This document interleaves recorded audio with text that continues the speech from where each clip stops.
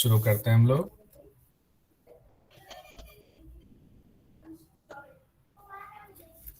कमर गर्दन सीधी, आंखें कोमलता से बंद।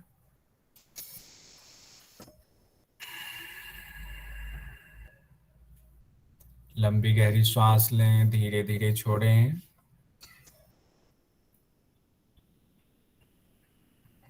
मन शांत।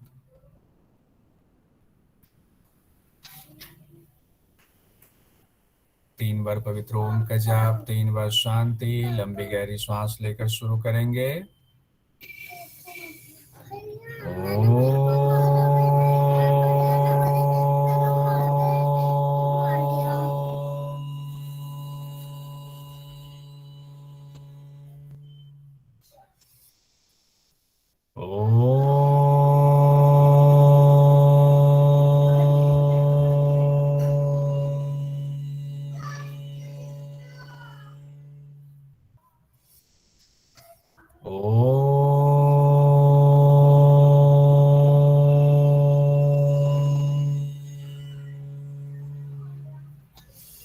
ओंकारं बिंदु संयुक्तं नित्यं ध्यायन्ति योगिनः कामदं मोक्षदं चैव ओंकाराय नमो नमः।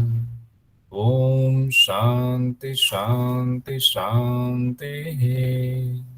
धीरे धीरे दोनों हथेलियों और कप बनाते हुए आंखों को ऊपर रखें, आंखें खोलें, पलकें झपकाएं, धीरे धीरे हाथ वापस। नमस्कार। शुरू करते हैं।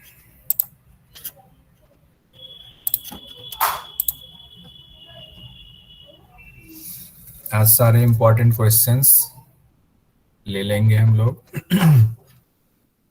सबसे पहले जो थोड़ा सा बचा हुआ था उसको कंप्लीट कर लेते हैं। बचा हुआ ये था हमारा समाधि योग का महात्म्य क्या है। अब इसमें कहते हैं इति ते कथितं चंड। एक मिनट, इसमें कैमरा का पता नहीं चल पा रहा है। थोड़ी देर के लिए कैमरा ऑफ कर रहा हूं, फिर शुरू करते हैं।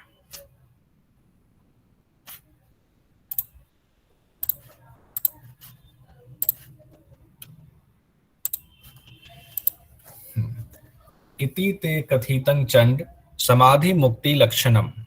हे चंड कपाली, मैंने तुम्हें मुक्ति स्वरूप यानी मुक्ति देने वाली इस समाधि के बारे में बताया। राजयोगः समाधि स्यात् एकात्म साधनम। ये जो राजयोग समाधि है, मन और आत्मा की एकात्म जब हो जाता है, मन और आत्मा, इसमें मन और आत्मा को एक करने की बात हो रही है। जब ये एक हो जाता है तो यही राजयोग समाधि है। इसी को राजयोग समाधि कहा गया है। मन और आत्मा की एकता, यानी मन आत्मा में विलय हो गया, मन का कोई अस्तित्व नहीं रहा, आत्मा शुद्ध चेतन स्वरूप में आ गया, तो यही राजयोग समाधि है। उन्मनी सहजावस्था सर्वे च एकात्मवाचका। उन्मनी और सहजावस्था सभी एक ही अर्थ का कथन करते हैं। यानी उन्मनी और सहजावस्था को नाम भले अलग अलग हैं, लेकिन उसका अर्थ एक ही है। एक ही कथन के दो नाम अलग अलग हैं।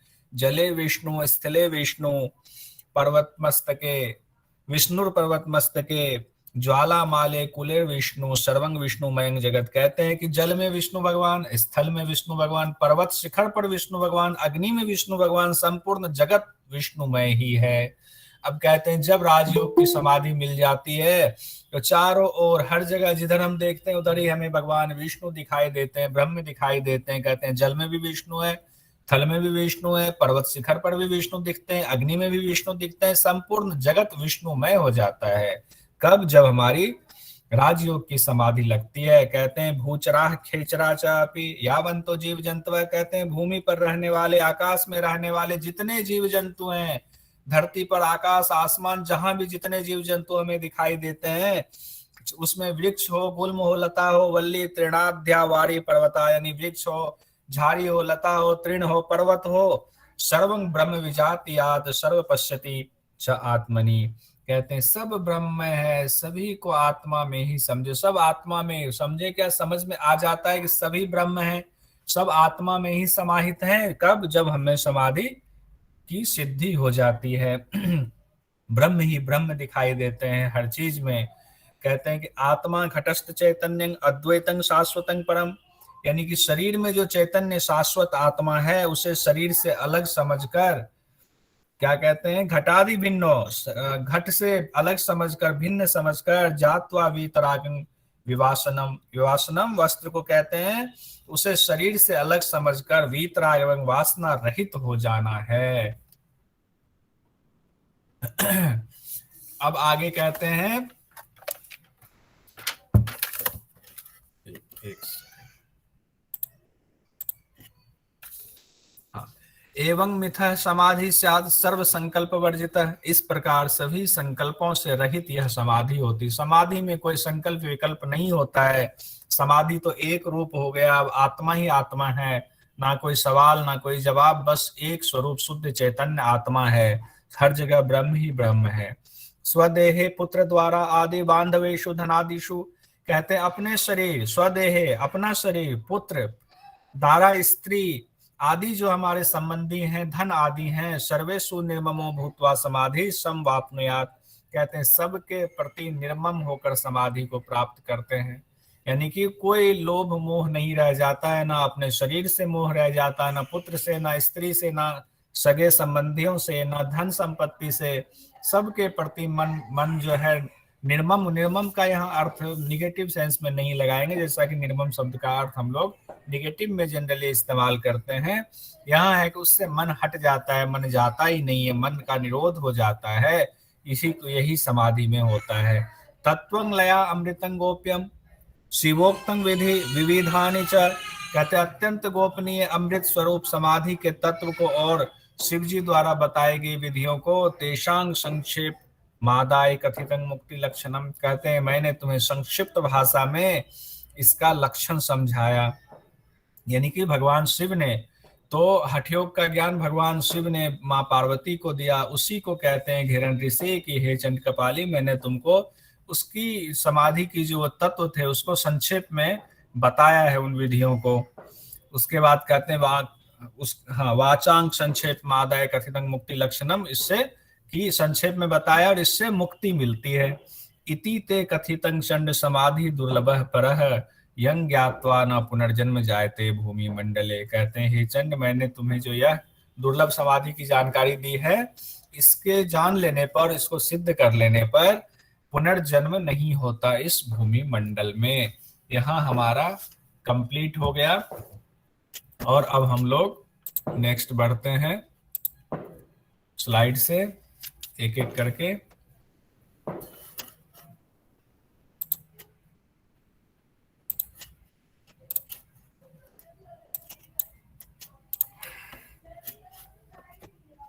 अब कितने लोग हैं? 29 लोग, 38 लोग हैं, ठीक है। अब इसमें करना ऐसा है कि हमें फुल स्क्रीन ना करके, कैसे नहीं, फुल स्क्रीन ही करना पड़ेगा, ठीक है। अब हम लोग इसका रिवीजन करेंगे। रिवीजन मैं आप ही लोगों से करवाऊंगा। एक आदमी पहले कोई भी आ जाइए सामने, या तो मैं नाम ले लेता हूं, ज्यादा अच्छा रहेगा। आ जाइए, सबसे ऊपर मुझे अदिति जी दिख रहे हैं, अदिति कादियान जी,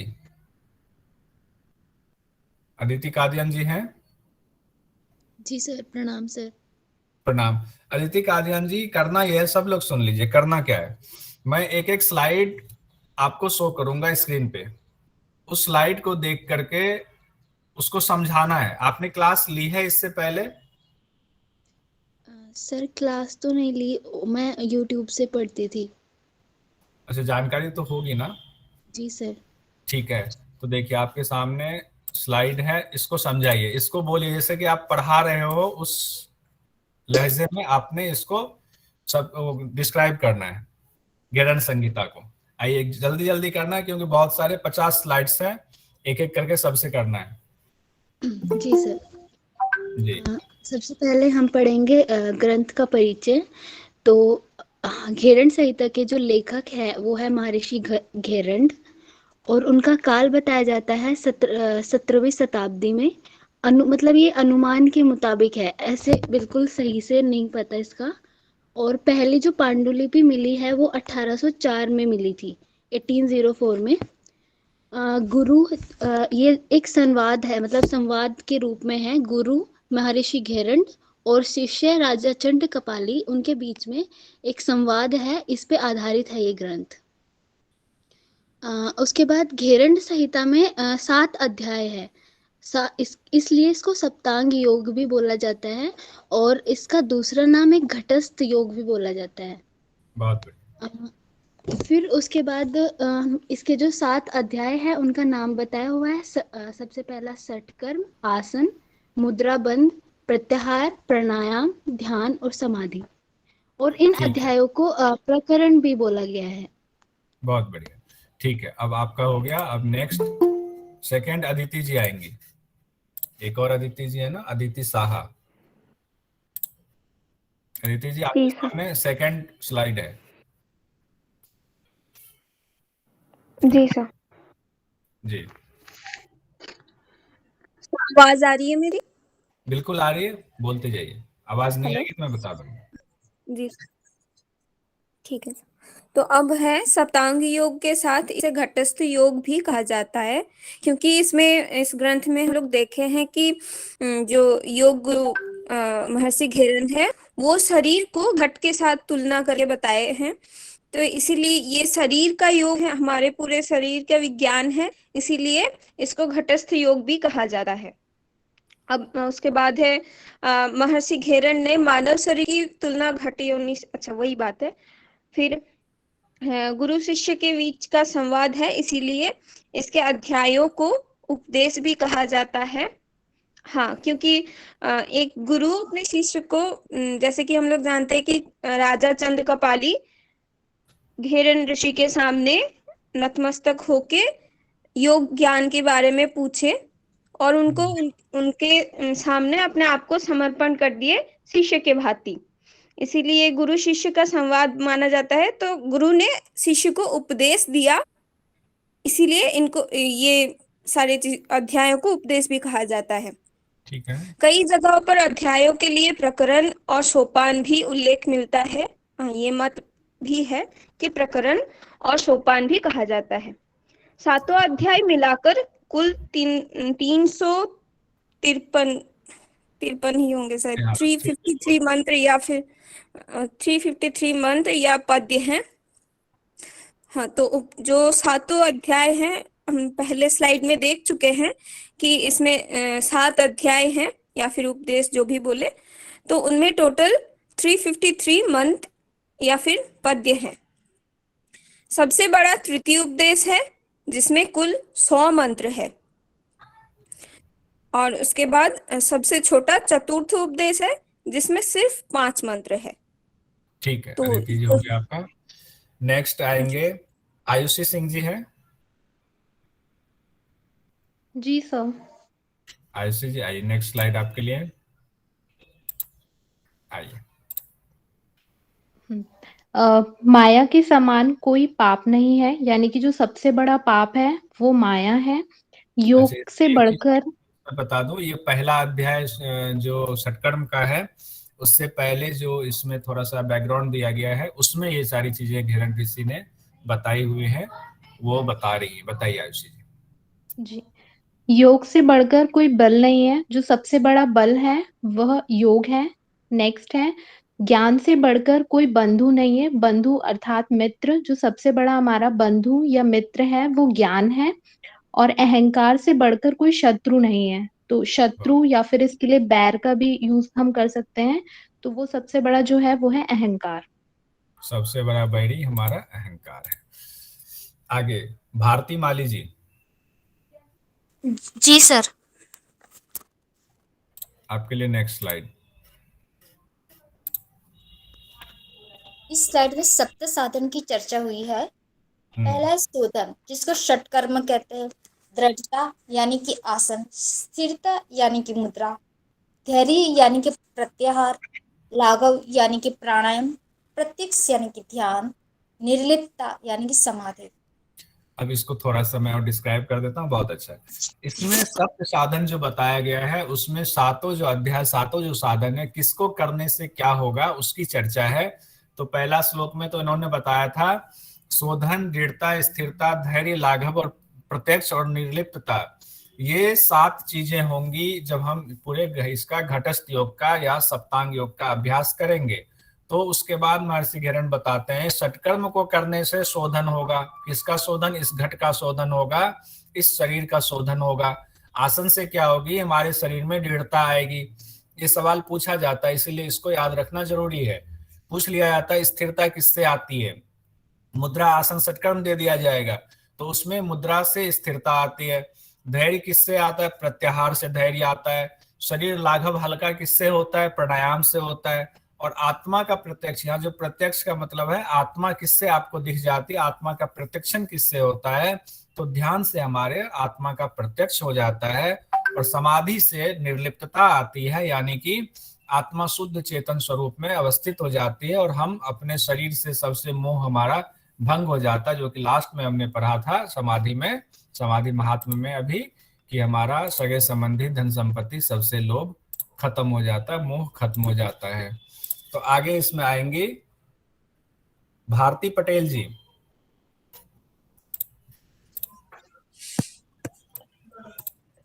हाँ, फिर ये पहले अध्याय में षटकर्म में बताया है धोती, बस्ती, नेति, लोलकी, त्राटक और कपालभाति। तो उसमें धोती में 4 प्रकार बताए, अंतर धोती, दंत धोती, रद धोती और मूल शोधन। और बस्ती में 2 प्रकार बताए हैं, जल बस्ती और सूक्ष्म बस्ती। और नेति में सिर्फ सूत्र नेति बताई है। लोलोकी में एक ही प्रकार है, त्राटक में भी एक ही प्रकार बताया है। और कपालभाति में वातक्रम, युद्धक्रम और शीतक्रम बताया है। ऐसे टोटल पूरे मिला के शायद 21 हो रहे हैं सर। आप बताइए, क्योंकि अंतर्धोती का भी रूप आएगा तो उसको रहने देते हैं अभी, वो देख लीजिएगा। अच्छा, इसमें मैं एक चीज बताना चाह रहा था, लौलकी और त्राटक में घेरन संगीता और हठयोग प्रदीपिका में एक ऊपर नीचे है, तो एक में लौलकी ऊपर है, त्राटक नीचे है, इस तरह से उसको देख लेंगे। दूसरा ये कि लौलिकी शब्द का इस्तेमाल किया गया है, तो लौलिकी का मतलब नौली ही है। ठीक है, आगे विदा किशोर जी आइए। जल्दी जल्दी, समय कम है। हाँ सर, फर्स्ट अध्याय में षटकर्म का उपदेश के बारे में बताया गया है, तो जिसमें अंतर्धौती कितने प्रकार की है, और 4 प्रकार है, वातसार, बारिसार, बहिसार, बन्हीसार और बहिष्कृतम। तो कौन सी अंतर्धौती शंख प्रकरण की क्रिया से मन मेल खाती है? अब क्वेश्चन आंसर पे आगे, क्वेश्चन आंसर हम लोग शुरू कर रहे हैं सर। हाँ, बोलते जाइए आंसर साथ में। अग्निसार धोती का दूसरा नाम बन्हीसार धोती है। अग्निसार धोती में नाभि ग्रंथि को मेरुदंड से कितनी बार लगाना होता है? 100 बार तक लगाना होता है। और बहिष्कृत धौती में वायु को कितनी देर तक धारण करने का विधान है? और 1 याम यानी 1.5 घंटे तक धारण करनी है। नाड़ी प्रक्षालन किस धौती के अंतर्गत आता है और अंतर्धौती के अंतर्गत आता है? ठीक है, तो सब लोग समझ गए होंगे। अंतर्धौती 4 प्रकार की है, वातसार, वारिसार, वहनीसार और बहिष्कृतम। और इसमें सवाल है कौन सी अंतर्धौती, अब आप माइक ऑफ कर लीजिए, कौन सी अंतर्धौती संघ प्रक्षालन की क्रिया से मेल खाती है? तो ये सवाल संघ प्रक्षालन शब्द इसमें नहीं है, लेकिन संघ प्रक्षालन से सवाल आ जाता है कई बार। तो वारिसार धौती, वारी का मतलब होता है जल, वारिसार धौती संघ प्रक्षालन से मिलती जुलती क्रिया है। अग्निसार धौती का दूसरा नाम बताया गया वहनीसार धौती, तो ये भी ध्यान रखेंगे। अग्निसार धौती में नाभि ग्रंथि को मेरुदंड से कितनी बार लगाना होता है? हम लोगों ने पढ़ा हुआ है, 100 बार लगाना है। बहिष्कृत धौती में वायु को कितनी देर तक धारण करने का विधान है? घेरन संहिता के हिसाब से सारे हैं, तो 1 याम यानी 1.5 घंटे तक वायु को पेट में रोकना है। नाड़ी प्रक्षालन किस धौती के अंतर्गत आता है? तो इसी में लास्ट में बहिष्कृत का ही दूसरा रूप माना गया है, हाँ, नाड़ी प्रक्षालन को। नेक्स्ट आएंगे हम लोग और जल्दी जल्दी करने की कोशिश करेंगे। दीपाली जी, हाँ सर। आइए आपके सामने। पहले सॉरी, अध्याय में षट हाँ जी जी, आगे। पहले अध्याय में षटकर्म का उपदेश है। बहिष्कृत धोती का अभ्यास कब करना चाहिए? जब तक वायु को 1.5 घंटे तक रोकने की क्षमता न आ जाए तब तक बहिष्कृत क्योंकि इसमें धोती का अभ्यास हाँ, हाँ। इसमें उन्होंने कहा था ना, सावधानी बताई थी, बहिष्कृत धोती के योग वही हैं जो कि 1.5 घंटे तक वायु को रोकने की जिनके अंदर क्षमता आ जाती है, वो बहिष्कृत धोती करने के योग्य हैं। इसीलिए इसमें ये सवाल हमने वहां से निकाला था। अगला, दंत धोती कितने प्रकार की होती है? 5 प्रकार की होती है दंत धोती। दंतमूल, जीवामूल, कर्णयुग रंध्र और कपाल रंध्र। ये तो 4 ही हुआ, आगे 5वां जाऊं कहाँ? सर? ये तो 4 ही हुआ ना, 5 कहाँ है नहीं, इसमें? कर्ण दो आते हैं ना सर इसमें। कर्ण ठीक है, रंध्र बहुत बढ़िया, 2 आते हैं बहुत अच्छा। और आगे बाकी के बढ़ेंगे। 3। दंतमूल की सफाई कैसे करनी चाहिए? कत्थे के रस या शुद्ध सूखी मिट्टी से दंतमूल की सफाई करनी चाहिए। जीवामूल धोती में किन किन उंगलियों का इस्तेमाल करना चाहिए? इसमें 3 उंगलियों का हम उपयोग करेंगे। एक है तर्जनी, मध्यमा और अनामिका।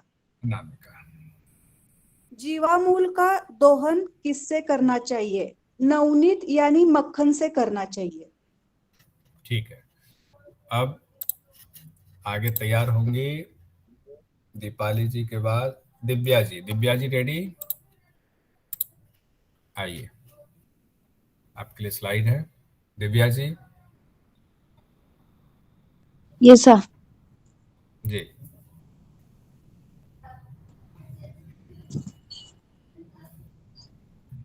जीवामूल धोती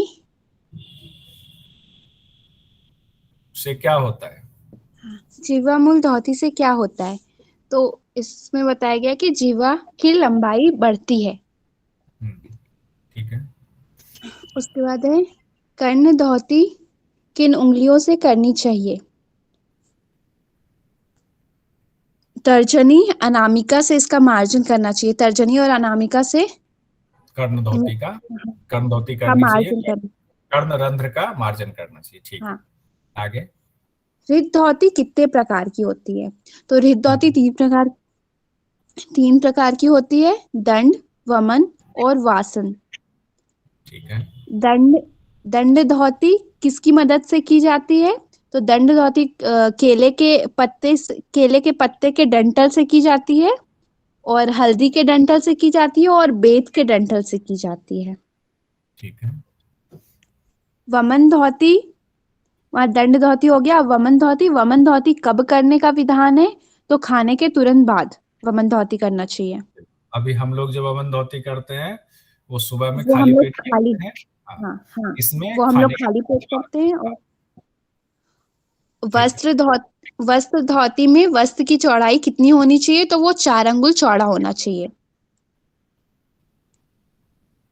और कुष्ठ रोग किस धोती से ठीक होता है? कुष्ठ रोग वस्त्र धोती से ठीक होता है। ये सवाल इसलिए लिया कि कुष्ठ रोग एक अलग से बताया गया था और ये कई बार आ जाता है।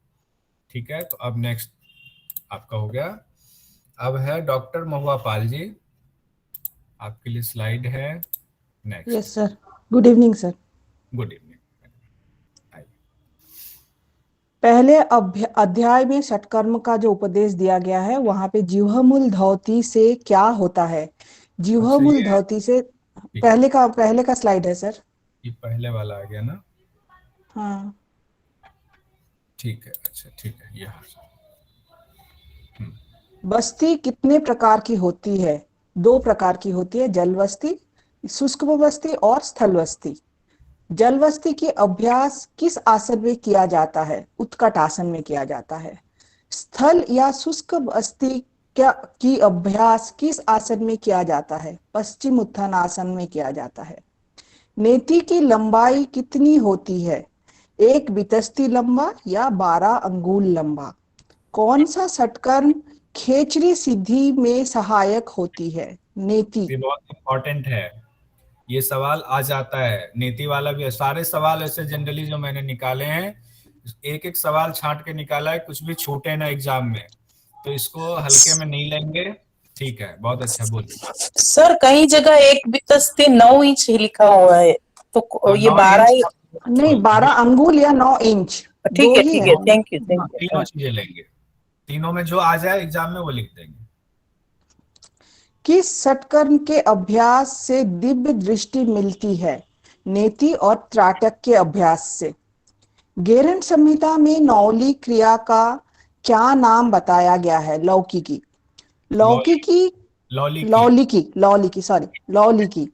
लौलिकी में पेट को धीरे से घुमाना चाहिए या तीव्र गति से? तीव्र गति से घुमाना चाहिए, एक घेरण संहिता के हिसाब से।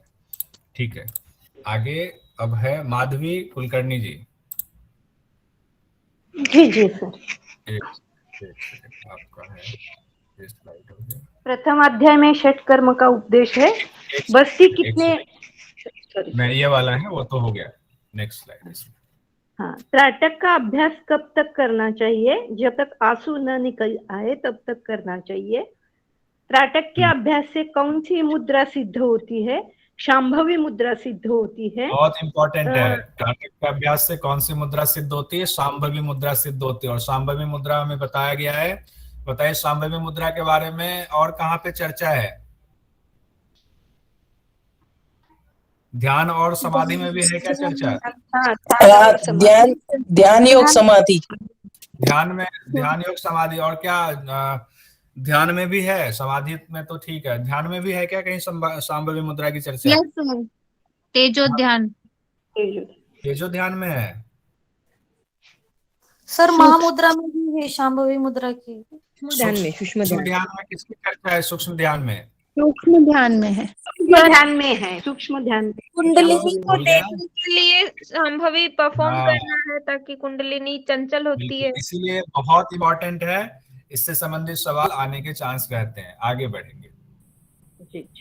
कपालभाति कितने प्रकार की है? 3 प्रकार की है। वात क्रम, व्युत क्रम और शीत क्रम है। बहुत बढ़िया। कपालभाति के अभ्यास से क्या होता है? तो कफ दोष का नाश होता है। किस कपालभाति से साधक कामदेव के समान हो जाता है? शीत क्रम से होता है। हो गया, धन्यवाद। बहुत बढ़िया। और अब है मनोज पाल जी।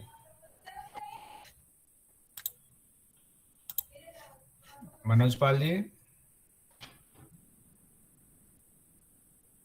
मनोज जी। जी सर, जी सर, प्रणाम। प्रणाम प्रणाम, आइए। जी सर, अभी करता हूँ सर। यही स्लाइड है सर मेरी? जी, ये स्लाइड सामने है। जी सर, इसमें लिखा है जितने जीव जंतु हैं उतने संपूर्ण आसन होते हैं। पहला अध्याय हमारा समाप्त हुआ, संपन्न हुआ। दूसरे अध्याय में किसकी चर्चा की गई है? आसन की चर्चा की गई है। तो दूसरा अध्याय आप शुरू कर रहे हैं, बताएं। जी सर, जी आसन अध्याय की हम लोग चर्चा करते हैं। तो दूसरा अध्याय है, इसमें बताया गया है जितने जीव जंतु हैं उतने संपूर्ण आसन होते हैं। मतलब जितने पृथ्वी पर जीव जंतु हैं उतने ही महर्षि घिरण्य ने आसन बताए हैं। नहीं, महर्षि भगवान शिव ने बताए हैं। भगवान शिव की चर्चा है कि उन्होंने 84 लाख आसन बताए हैं। उनमें से 84 आसनों को विशेष बताया गया है और 84 आसनों में से भी 32 आसनों को शुभ माना गया है। जी ठीक है, ठीक, कोई बात नहीं। अब मैं इसको एक बार फिर से बोल देता हूँ, आवाज थोड़ी सी आपकी क्लियर नहीं थी, कोई बात नहीं। दूसरा अध्याय जो हमारा है, आसन का उपदेश दिया गया है। उसमें कहा गया जितने जीव जंतु है, यानी कि जितनी योनि हमारी है, 84 लाख योनि, उतने आसन बताए हैं भगवान शिव ने। और वो कहा गया है कि उसमें से भी 84 लाख में से भी 84 आसन विशेष हैं और 84 में भी 32 आसन को शुभ कहा गया है। अगर कहीं सवाल आता है घेरण संहिता में कितने आसन की चर्चा है, घेरण संहिता में 32 आसन की चर्चा की है। तो ये सवाल आता है, ये भी बहुत इंपॉर्टेंट है। अब आगे आइए, लोग कम हो गए, 32 हो गए, लोग भाग गए, कोई बात नहीं, जितने हैं उतने में पढ़ेंगे। निगम जी, DSVV। जी सर। हाँ, एक सेकंड में स्लाइड चेंज कर रहा हूँ। हाँ देखिए, दूसरे अध्याय में आसन का नेक्स्ट स्लाइड। आसन के बारे में बताया गया है, किस आसन से मोक्ष की प्राप्ति होती है। तो इसमें बताया गया कि सिद्धासन जो होता है वो हमें मोक्ष की प्राप्ति दिलाता है। सिद्धासन का ये फल बताया गया है। सिद्धासन में दृष्टि कहाँ रखनी चाहिए। सिद्धासन जब हम करते हैं तो हमें दृष्टि को भूमध्य पे रखना चाहिए। पद्मासन में बताया गया कि दृष्टि कहाँ रहनी चाहिए। पद्मासन में हमारी दृष्टि नासिकाग्र रहनी चाहिए, नाक के अग्रभाग पर। घेरण संहिता में पहला आसन कौन सा है। पहला आसन कौन सा है, तो सिद्धासन बताया गया है। भद्रासन में दृष्टि कहाँ रखनी चाहिए। भद्रासन में भी नासिकाग्र दृष्टि होनी चाहिए हमारी। घेरण संहिता के मुताबिक बद्ध पद्मासन को क्या नाम दिया गया है। जो इसमें बद्ध पद्मासन बताया गया है उसको पद्मासन बताया गया है। बहुत बढ़िया। तो इसमें भी इंपॉर्टेंट है, सारी स्लाइड इंपॉर्टेंट है। किस आसन से मोक्ष की प्राप्ति होती है, सिद्धासन से। और सिद्धासन में दृष्टि कहाँ होती है, भूमध्य पे होती है। लेकिन पद्मासन में नासिका के अग्रभाग पे दृष्टि होती है। और पद्मासन को जो बताया गया वो बद्ध पद्मासन के तरीके से बताया गया है। भद्रासन में भी दृष्टि नासाग्र होती है। और पहला आसन इसमें सिद्धासन है। अब नेक्स्ट कहाँ थे, हाँ निगम जी, अब वो ऑफ कर लीजिए अपना साउंड, ठीक है। पवन विद्यार्थी जी आएंगे। जी गुरुजी। ये है, अच्छा आपका छोटा आ गया। दूसरे अध्याय में हम आसन का उपदेश दिया गया, बताया गया है। क्या बताया गया है, श्वासन का हाँ, श्वासन का दूसरा नाम क्या बताया गया है, मृत आसन। और दूसरा है पॉइंट में बताया है किस आसन के अभ्यास से कुंडली शक्ति जागृत होता है। तो भुजंग आसन से हमारे कुंडली जागृत होती है। फिर तीसरा पॉइंट में बताया गया है पद्मासन में दृष्टि कहाँ रखनी चाहिए, वो नसाग्र पर। हमको पद्मासन जब करेंगे तो हमारा दृष्टि नसाग्र पर रहना चाहिए। बहुत बढ़िया। तो नासाग्र वाला 2 बार आ गया, कोई बात नहीं। और इसमें एकमात्र आसन बताया गया है जिसको करने से कुंडलिनी शक्ति जागृत होती है, इसीलिए इसको जरूर ध्यान रखेंगे। भुजंग आसन से कुंडलिनी शक्ति हमारी जागृत होती है। हाँ, आगे पवन जी के बाद पूनम जी। पूनम जी तैयार हैं? पूनम जी लेफ्ट हो गई हैं सर, वो लेफ्ट हो गई हैं, कोई बात नहीं। पूनम जी के बाद प्रमिला जी। अच्छा, पूनम जी आ गई फिर से। पूनम जी। जी सर। हाँ आइए, आपके लिए स्लाइड तैयार है। जी सर। तीसरे अध्याय में मुद्रा और बंध का उपदेश है। कुल मिलाकर 25 मुद्रा की चर्चा की गई है। अलग अलग देखे तो 16 मुद्रा, 4 बंध और 5 धारणा, ऐसे मिला के ये 25 मुद्रा है। यानी उन्होंने बंध और धारणाओं को भी मुद्रा में ही लिया है। घेरण मुनि के मुताबिक भगवान शिव ने माता पार्वती को मुद्रा और बंध के बारे में बताया। तो किसने बताया मुद्रा और बंध के बारे में, तो भगवान शिव ने बताया। और किसको बताया, तो माता पार्वती को बताया। भगवान शिव माता पार्वती से कहते हैं कि इन विद्याओं को सदा गुप्त रखना चाहिए। तो ये मुद्राओं को और इन विद्याओं को हमेशा गुप्त रखने के लिए भगवान शिव ने माता पार्वती को बोला है। बहुत बढ़िया, ठीक है। आगे पूनम जी के बाद प्रमिला जी। जी सर। आइए, आपकी स्लाइड है। अभी मुद्रा बंध पे हम पहुंच गए हैं। तीसरे अध्याय में मुद्रा बंध का उपदेश। बंध, उद्यान बंध, जालंधर बंध, मूल बंध, धारणा, पार्थिवी, अंबासी, अग्नेय, वायवी, आकाश। आपने 4 बंध की चर्चा है। उद्यान बंध, जालंधर बंध, मूल बंध और महाबंध। 4 बंध, महाबंध छूट गया था। आगे बढ़े। धारणा, पार्थिवी अंबसी अग्नेय वायवी आकाश धारणा। और मुद्रा 16 मुद्रा, महामुद्रा, नभो मुद्रा, महावेद, खेचरी, विपरीत करणी, योनी, वज्रोनी, शक्तिशालिनी, ताड़गी आणि मांडुकी, शांभवी। इस 16 मुद्रा का विपरीत करी है, विपरीत करनी की जगह पे यहाँ क्या इस्तेमाल किया गया शब्द? विपरीत करी। ठीक है, ठीक है। प्रतिभा श्रीवास्तव जी जी आइए। मुद्रा एवं बंध उपदेश में ही इन्होंने बोला है घेरंड मुनि ने कि मरुत सिद्धि किस बंध के अभ्यास से होती है। तो मूल बंध के अभ्यास से मरुत सिद्धि होती है, ये फल है मतलब मूल बंध का। जालंधर बंध कितने महीने में सिद्ध हो जाता है? मतलब 6 महीने में जालंधर बंध का अभ्यास करने से जालंधर बंध सिद्ध हो जाता है घेरंड मुनि ने।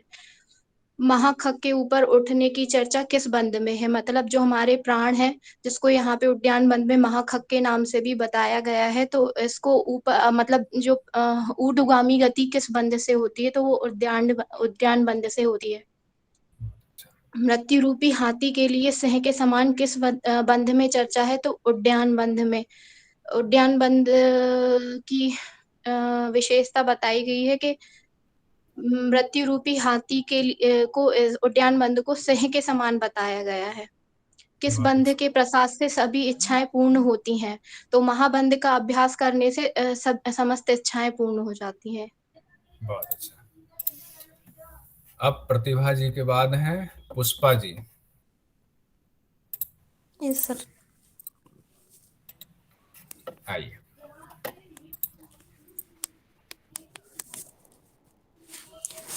ये 30वें अध्याय में जो मुद्रा बंध का अध्याय है जिसका उपदेश घेरंड ऋषि ने किया है चंडकपाली को, उसमें है पार्थिव धारणा का जो दूसरा नाम बताया है उन्होंने, वो अधोधारणा है। तो क्वेश्चन आ सकता है कि पार्थिव धारणा का दूसरा नाम क्या है? तो अधोधारणा उत्तर आएगा। दूसरा पॉइंट है कि पार्थिव धारणा का रंग और मंत्र क्या है? तो पार्थिव धारणा का रंग बताएंगे पीला और मंत्र बताएंगे लम। अब धारणा के लिए कितने देर श्वास रोक के रखना है? तो विधान बताया है कि 5 घंटे या 5 घड़ी या 2 घंटे बोला है। फिर बाद में आएगा पार्थिव धारणा में किस देवता की चर्चा की गई है? तो ब्रह्म देवता की चर्चा पार्थिव धारणा में की गई है। पार्थिव धारणा किस चक्र से संबंधित है? अगर ऐसा प्रश्न आएगा तो उत्तर रहेगा मूलाधार चक्र। पार्थिव धारणा में किस देवता की चर्चा है? ब्रह्म देवता। बार आ गया है। ठीक है, बहुत अच्छा।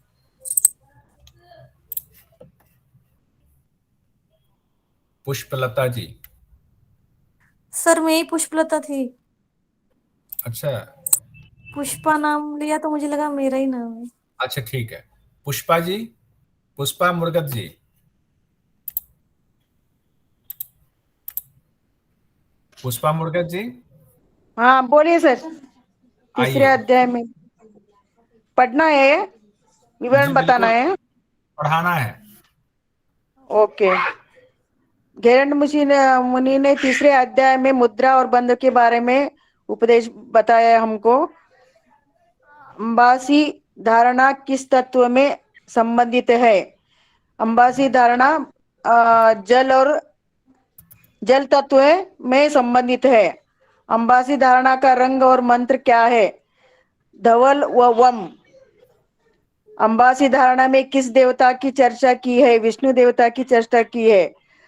भयंकर गहरे जल में किनकी मृत्यु नहीं होती है? बताइए किनकी नहीं होती है? आइडिया नहीं सर, मैं पढ़ी नहीं है। आम्भसी धारणा की सिद्धि हो जाती है। आम्बसी धारणा सिद्धि होने वाले हो जाती है। और थोड़ा आवाज आ रहा है सर, बच्चे हैं। कोई बात नहीं। हाँ, अंबासी का देखने करने से क्या सिद्धि होती है? नहीं, सिद्धि इसमें कहा गया है कि अगर आम्बसी धारणा आप कर रहे हैं या ऐसे भी धारणा कर रहे हैं, अगर उसका बखान करेंगे लोगों के सामने, हम बताएंगे कि हम तो आम्बसी धारणा कर रहे हैं, हमें सिद्धि हो रही है, तो क्या होगी? हाँ। सिद्धि नष्ट हो जाएगी। ओके। अंबासी मुद्रा किस चक्र में संबंधित है? स्वादिष्टान चक्र में। गोपनीय रखनी चाहिए अंबासी मुद्रा भी। हाँ, सबको सभी मुद्राओं को गोपनीय रखनी चाहिए और इसमें कहा है सिद्धि नष्ट हो जाएगी। आगे अब थैंक यू सर, धन्यवाद। धन्यवाद। राधिका मेधावत जी जी सर। आइए। जी, तीसरे अध्याय में मुद्राबंध का उपदेश। आग्नेय धारणा किस तत्व से संबंधित है? अग्नि तत्व से। आग्नेय से अग्नि। अग्नि धारणा का रंग और मंत्र क्या है? रक्त वर्ण रम मंत्र है। अग्नि धारणा में किस देवता की चर्चा है? अग्नि देवता रुद्र की। अग्नि धारणा में रुद्र देवता की चर्चा है। अग्नि धारणा में कितनी देर रुकने की चर्चा है? अग्नि धारणा का दूसरा नाम क्या है? कितनी देर रुकने की चर्चा है? मैंने खाली छोड़ा है, बताइए कितनी देर रुकना है? 2 घंटे लिखा था ना सर आगे, सभी में 2 घंटे। हाँ, तो ये बोलेंगे ना जी। जानबूझ के कहीं कहीं छोड़ा हुआ है। जी। अग्नि धारणा में 2 घंटे रुकने की चर्चा। अग्नि धारणा का दूसरा नाम क्या है? वैश्वानरी धारणा। भक्त प्रहलाद की जान होलिका से किस धारणा की वजह से बची थी? अग्नि धारणा की वजह से, क्योंकि उन्होंने अग्नि में जल नहीं सकते थे, उनको वरदान था।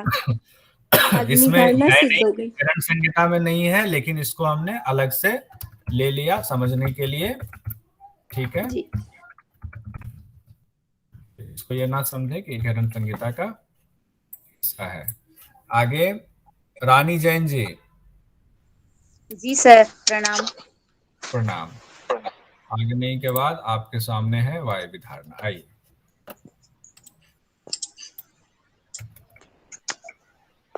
वायवी धारणा तत्व और किस चक्र से संबंधित है?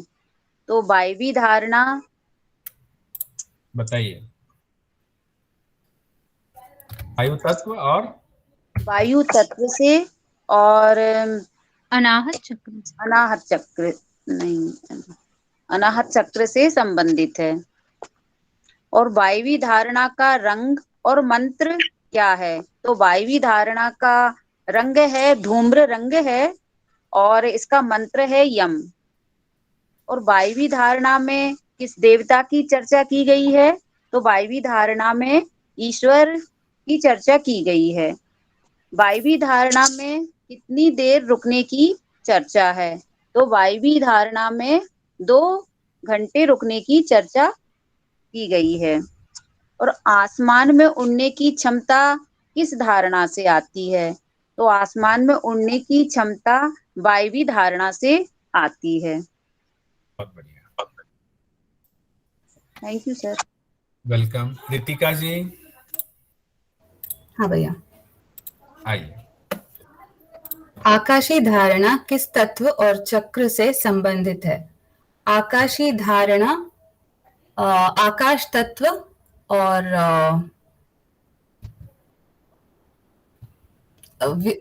विशुद्धि चक्र से संबंधित है। उसके कुछ छोड़ा हुआ है, तो ये खुद से एकदम आसान है, याद भी करना है ना साथ साथ, इसीलिए छोड़ा हुआ है। आइए आगे।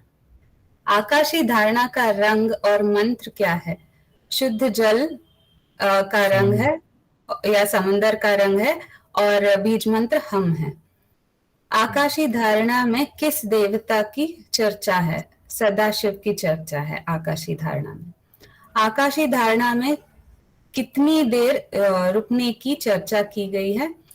2 घंटे रुकने की। मोक्ष का द्वार किस धारणा से खुल जाता है? आकाशीय धारणा से मोक्ष का द्वार खुल जाता है। ठीक है, आगे। हाँ, सौरभ जी। जी सर। आइए। महामुद्रा में दृष्टि कहाँ रखनी होती है? तो महामुद्रा में दृष्टि भ्रुवों के मध्य, भूमध्य में रखनी होती है। किस मुद्रा को कहीं भी कभी भी कर सकते हैं? तो नवो मुद्रा को कहीं भी कभी भी कर सकते हैं। सर्पदंश किससे निवारण जी सर्पदंश से निवारण की चर्चा किस मुद्रा में है? तो सर्पदंश से निवारण की चर्चा खींचरी मुद्रा। खींचरी मुद्रा में जिह्वा लंबी करने की प्रक्रिया छेदन, चालन, दोहन, कर्णन से करने कर्षण की बताई गई है। कर्षण कहते हैं ना, पहले छेदना है मतलब काटना है, फिर जिह्वा को चलाना है, फिर मक्खन लगा के दूहना है, फिर चिमटा से उसका कर्षण यानी खींचना है। तो ये 4 प्रक्रिया हो गई, छेदन, चालन, दोहन और कर्षण। ये चारों सर सीक्वेंस में घर्षण नहीं, घर्षण है वो, घ घड़ी का आएगा घर्षण। कर्षण मतलब खींचना है, ठीक है, घर्षण नहीं है। घर्षण मतलब रगड़ होता है, फ्रिक्शन होता है। कर्षण मतलब खींचना है, लोहे के चिमटे से चिमटा गुरुजी। से, लोह चिमटे से कर्षण करना, उसको खींचना है, ठीक है। जी सर। आइए आगे। जी। किस मुद्रा से न शरीर अग्नि में जलता है, न वायु से सूखता है, न पानी से गलता है? तो खींचरी मुद्रा से खींचरी मुद्रा से कहते हैं, अगर सवाल आ गया किस मुद्रा से ना शरीर अग्नि में जलता है, ना वायु से सूखता है, ना पानी से गलता है, तो खींचरी मुद्रा से इतने लाभ हमें मिल जाते हैं। अगला सावी जायसवाल जी। जी सर। आइए, एकदम घबराहट छोड़ के सब लोग पूरे फ्रिक्वेंटली बोलिए, इतना जैसे आप टीचर हो। आइए, थोड़ा और बड़ा कर दिए। अभी सुनिए। खींचरी मुद्रा में सबसे पहले कौन से रस का अनुभव होता है? लवण रस का। सबसे अंत में कौन से रस का अनुभव होता है? अमृत और पीयूष। पीयूष को ही अमृत कहा गया है, उसी को हमने 2 अलग अलग नाम से इसलिए लिखा ताकि आपके सामने एग्जाम में कोई भी आए, या तो पीयूष आए या फिर अमृत आए, तो जो आएगा दोनों एक ही है। पीयूष संस्कृत में हो गया, अमृत हिंदी में हो गया। आइए आगे बढ़ेंगे। किस मुद्रा की तुलना पुरुष से की गई है? महाबंध मुद्रा की। किन दो महावेद, मुद्रा महाबंध नहीं, महावेद महावेद को सर पुरुष से थोड़ा सा तुलना ना की गई। जी जी ब्लर है तो जी। किन दो मुद्राओं की तुलना रूबी के रूप लावण्य से की गई है? किन 2 मूलबंध और मुद्राओं की तुलना स्त्री के रूप लावण्य से की गई है? एक्चुअली सर ना ये थोड़ा सा क्लियर नहीं है ना, तो इस वजह से मुझे थोड़ा दिख नहीं रहा। अच्छा ठीक है, आप मोबाइल पे देख रही होंगी, कोई बात नहीं। किन 2 मुद्राओं की तुलना स्त्री के रूप लावण्य से की गई है? तो मूल बंध और महाबंध को। जब महावेद हम पढ़ रहे थे तो उसमें कहा गया था कि जिस तरीके से स्त्री का रूप लावण्य जो है वो बेकार हो जाता है पुरुष के बिना, उसी तरीके से महावेद के अभ्यास के बिना मूल बंध और महाबंध का अभ्यास किसी काम का नहीं है, ये कहा गया था। ये भी बहुत इंपॉर्टेंट है। आइए आगे। नाभि मूल में किसका वास है? सूर्य का। चंद्रमंडल में किसका वास है? अमृत का। आम नहीं सर, पहला आम पार्ट क्या इंसान है? का लास्ट। अमृत रस कहाँ आम भस्म हो इंसान का जाता है? अमृत रस कहाँ भस्म होता है? नाभि मंडल में, मतलब कि जठराग्नि ना, से। हाँ, नाभि मंडल में, पेट में, क्योंकि सूर्य का वास है तो वहां भस्म हो जाता है। आगे अब आगे शारदा सूर्यवंशी जी का नंबर। जी सर। शारदा जी आइए। विपरीत करी मुद्रा से क्या होता है? सूर्य ऊपर और चंद्रमंडल नीचे होता है। सभी लोकों में कौन सिद्धि पाता है? तो विपरीत करी की सिद्धि करने वाला। योनि मुद्रा का अभ्यास किस आसन में करते हैं? तो सिद्धासन। किस मुद्रा में एक साथ 60 चक्रों का ध्यान किया जाता है? योनि मुद्रा में। योनि मुद्रा में किस मंत्र का जप किया जाता है? हुम हंस। किस मुद्रा में जीव सहित शक्ति को ऊपर उठाने की चर्चा है? तो विपरीत करनी मुद्रा में। किसमें है? सर मुझे नहीं पता, मुझे लगा योनि इसी का ही मुद्रा, होगा। योनि मुद्रा शुरू हो गया ना विपरीत करी के बाद। ओके ओके, योनि मुद्रा। ब्रह्म हत्या गुरु तलपग का पाप किस मुद्रा से मिट जाता है? योनि मुद्रा। अब इसमें जो पहला वाला था विपरीत करी मुद्रा में क्या होता है, तो सूर्य ऊपर हो जाता है, चंद्रमंडल नीचे हो जाता है, उससे जो अमृत ऊपर से निकलता है वो अमृत उल्टा होने से बचा रहता है, तो हमारी उम्र बढ़ती है, इसीलिए उसको किया जाता है। अगला हमारा है नेक्स्ट स्लाइड, और नेक्स्ट होंगे शिखा जी। हाँ जी सर। आइए। थोड़ा सा बड़ा कर देता हूँ। आइए। जी सर। ब्रह्मचर्य यानी बिंदु की सिद्धि किस मुद्रा से होती है? तो वज्रोली मुद्रा से होती है। वज्रोणी मुद्रा से। वज्रोणी मुद्रा से। भोगों में फंसे व्यक्ति को किस मुद्रा के अभ्यास से सिद्धि मिल जाती है? तो वज्रोणी मुद्रा से। सर एक्चुअली मैंने पढ़ा नहीं है ये मुद्रा। ठीक ठीक यही है। कुंडलिनी कहाँ सोई रहती है? मूलाधार में। कुंडलिनी किसके समान दिखती है और कितने फेरे लगाए रहती है? सर्प के समान और 3.5 फेरे। जब तक कुंडली सोई हुई है तब तक जीव किसके समान है?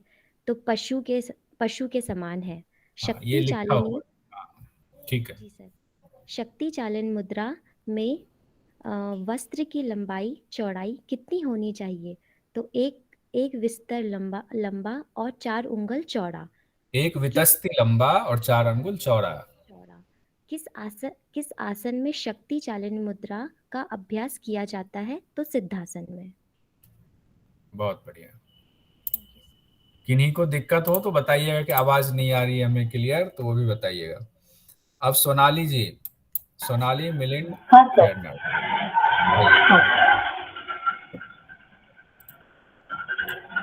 ये वाला ही है। हाँ यही स्लाइड है। हाँ। शक्ति चालन मुद्रा में और किस मुद्रा का अभ्यास किया जाता है? तो अश्विनी मुद्रा का अभ्यास। बिना शक्ति चालन के कौन सी मुद्रा सिद्ध नहीं हो सकती? तो योनि मुद्रा। योनि मुद्रा और शक्ति चालन में पहले किसका अभ्यास करना चाहिए? तो पहले अश्विनी मुद्रा का। अश्विनी मुद्रा से योनि मुद्रा। योनि मुद्रा। शक्ति चालन देखिए पहली लाइन पढ़ेंगे भी समझेंगे भी। कहा गया है ना बिना शक्ति चालन के कौन सी मुद्रा सिद्ध नहीं होती है? तो बिना शक्ति चालन के योनि मुद्रा सिद्ध नहीं होती, यानी कि योनि मुद्रा करने से पहले हमें शक्ति चालन मुद्रा को सिद्ध करना होगा। अब मैंने पलट दिया वही जवाब को, सवाल को। योनि मुद्रा और शक्ति चालन में पहले किसका अभ्यास करना चाहिए? तो ऊपर ही तो जवाब है कि शक्ति चालन पहले करेंगे, इसकी सिद्धि होगी तभी योनि मुद्रा में आएंगे। हाँ, टेंशन में दिखता नहीं। शांभवी मुद्रा में किसका निरीक्षण किया जाता है? तो आत्माराम का किया जाता है। आत्मा का। किस मुद्रा में वेद शास्त्र की तुलना गणिका से की गई है? तो शांभवी मुद्रा में। सामान्य गणिका कहा गया ना वेद शास्त्र को कि सामान्य गणिका के समान है वेद शास्त्र, लेकिन शांभवी मुद्रा को क्या कहा गया है? कुलवधु। हाँ, नेक्स्ट स्लाइड है वही, पढ़िए। कौन सी मुद्रा कुलवधु के समान है? तो शांभवी मुद्रा। ये सवाल आता है, शांभवी मुद्रा कुलवधु के समान कौन सी है? शांभवी मुद्रा। बहुत बढ़िया। तृप्ति जी। जी सर, प्रणाम। प्रणाम, आइए। घेरण ऋषि ने उनको उपदेश किया है चंड कपाली को, उनके बीच का ये संवाद है। यहाँ पे सप्त साधन बताए गए हैं ये इस ग्रंथ में। उसमें हम मुद्रा देख रहे हैं, मुद्रा यानी स्थैर्य मिलता है, इसके बारे में चर्चा हम कर रहे हैं। तो उसकी स्लाइड में पढ़ रही हूँ आपके सामने। शांभवी मुद्रा को जानने वाला साक्षात किसके समान होता है? वो है आंसर इसका ब्रह्म के समान। किसके अभ्यास से मनुष्य शरीर स्वर्ग आ जा सकता है? वो है पंचधारणा। योनि मुद्रा और शक्ति चालन में पहले किसका अभ्यास करना चाहिए? वो अभी लास्ट इसका प्रश्न था, योनि मुद्रा। शांभवी मुद्रा में किसका? फिर से इस पे आइए। शक्ति चालन। तो आपने योनि मुद्रा क्यों बोला? योनि मुद्रा योनि मुद्रा और शक्ति चालन में पहले किसका अभ्यास करना चाहिए? तो शक्ति चालन। ठीक है। शांभवी मुद्रा में किसका निरीक्षण किया जाता है? वो है आत्माराम। ये लास्ट स्लाइड ये क्या? हाँ, आत्माराम दो बार इसमें आ गया है। दो क्वेश्चन रिपीट हो गए। आत्माराम यानी आत्मा का निरीक्षण किया जाता है। किस मुद्रा में वेद शास्त्र की तुलना गणिका से की गई है? शांभवी मुद्रा में। कौन सी मुद्रा कुलवधु के समान है? शांभवी मुद्रा। ठीक है, चीजें रिपीट हो गई, अच्छी बात है, कोई बात नहीं। आगे बढ़ेंगे हम लोग। नेक्स्ट, अब कम लोग ही बचे हैं। सुबोध जी। Yes sir.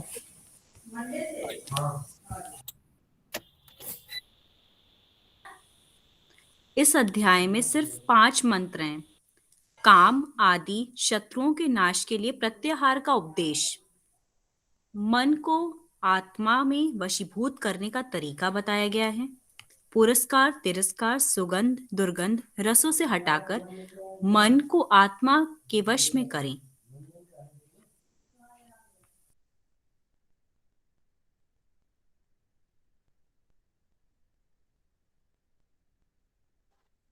माफी चाहूंगा, ये लाइट चली गई मेरे यहाँ तो वाईफाई बंद हो गया है, इसलिए दिक्कत आ रही है। मैं कोशिश करता हूँ इसको कैसे किया जाए कि ये पलट जाए, ताकि हाँ ये दिख रहा है क्या? कल कर लेंगे सर। कल तो फिर मैं सोच रहा था आज कंप्लीट करा दूं। एक दिख रहा है क्या? नहीं ऐसा दिख रहा है सर। उनको तो कुछ नहीं कल कर लेंगे सर। नहीं दिख रहा है सर। सर उनको पिन कीजिए। सर दिख रहा है, पिन कर दिया। हाँ हो रहा है, बोले। इस पिन अध्याय करने में से सिर्फ दिख रहा है 5 सर। मंत्र हैं। हाँ बोले क्या? इस अध्याय में सिर्फ 5 मंत्र हैं। काम आदि शत्रुओं के नाश के लिए नहीं दिख रहा प्रत्याहार है। का उपदेश, मन को आत्मा में वशीभूत करने का तरीका बताया गया है, पुरस्कार तिरस्कार सुगंध दुर्गंध रसों से हटाकर मन को आत्मा में वश में करें, आत्मा के वश में करें। मतलब सारी तरफ से अपने मन को हटाकर सिर्फ आत्मा में अपने मन को लगाना है और वश में करना है। ठीक है। अब मुझे लगता है कि 1-2 लोग ही बचे होंगे। कौन बच गए हैं जरा बताइए तो, क्योंकि अब कंप्यूटर से ले रहा था ना, मुझे पता नहीं चल पा रहा। सुबोध जी शायद नहीं, कोई एक बचे हुए हैं। युवा कौन बचे? योगी पंकज यादव बचे हैं सर। हाँ पंकज जी सिर्फ बचे हैं ना। पंकज जी आ जाइए। जी सर। जी सर। सर 5वें अध्याय के बारे में जानेंगे, जिसमें प्राणायाम की चर्चा की गई है महर्षि घेरन के द्वारा। प्राणायाम करने से मनुष्य देवता के समान हो जाता है। स्थान काल मिताहार नाड़ी शुद्धि और फिर प्राणायाम के बारे में बताया गया है। स्थान की चर्चा घेरन संहिता के किस अध्याय उपदेश में की गई है? सर जानकारी नहीं है। बताइए। अरे सर 5वें अध्याय में, प्राणायाम के चैप्टर में। ठीक प्राणायाम है। जी सर। आहार की चर्चा घेरन संहिता के किस अध्याय उपदेश में की गई है? 5th chapter. बताइए। 5वें अध्याय में। जी सर। नाड़ी शुद्धि के 2 प्रकार बताए गए हैं, जिसमें समनु और निर्मनु। प्राणायाम जिसमें सहित सूर्यभेदी उज्जाई शीतली भस्त्रिका भ्रामरी मूर्छा और केवली प्राणायाम के संदर्भ में महर्षि घेरन ने बताया है 5वें अध्याय में। बहुत अच्छा। तो ये 31 स्लाइड तक तो कंप्लीट हो गया। कोई बात नहीं, आगे भी होगा। बस मेरा लाइट आ गई है और वाईफाई आने ही वाला है। उसके बाद नेक्स्ट हमारा है अभी समय भी 9:40 हो गए हैं। स्लाइड अभी तकरीबन 20 स्लाइड्स बचे हुए हैं, तो बहुत समय लगेगा। सर मंडे को कर लेते हैं। हाँ मतलब जब भी आगे नेक्स्ट क्लास में करवा दीजिएगा। अच्छा एक बात बताइए, क्या कल दिन में किसी टाइम पे कर सकते हैं या जल्दी कर सकते हैं क्या? जी सर कर सकते हैं। यस ठीक है। कल मैंने मीटिंग भी रखी हुई है। सर मंडे को इसी टाइम कर लेंगे ना? कल आप भी क्योंकि आराम मंडे करिए। हाँ जी। क्योंकि मंडे सोच रहा था ना कोई और क्लास, नई क्लास से शुरू हो जाए। नहीं होगी सर, आपकी क्लास पूरी होगी तभी तो होगी। कल ही सेटिंग कर लीजिए सर। जी सर। संडे है ना, कल सर को भी तो रेस्ट चाहिए कि नहीं? सर कल संडे मंडे को ही करते हैं। आगे है अब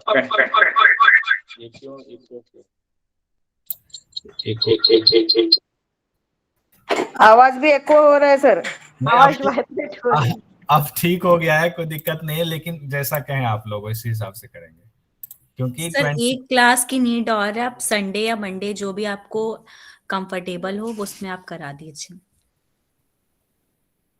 अच्छा ठीक है, ऐसा ही करते हैं। तो अभी ये सर नहीं बताइए तो आप ये पीपीटी शेयर कर दीजिए सर, क्लास नहीं भी अगर नहीं भी हुई तो भी मुझे लगता है चलेगा।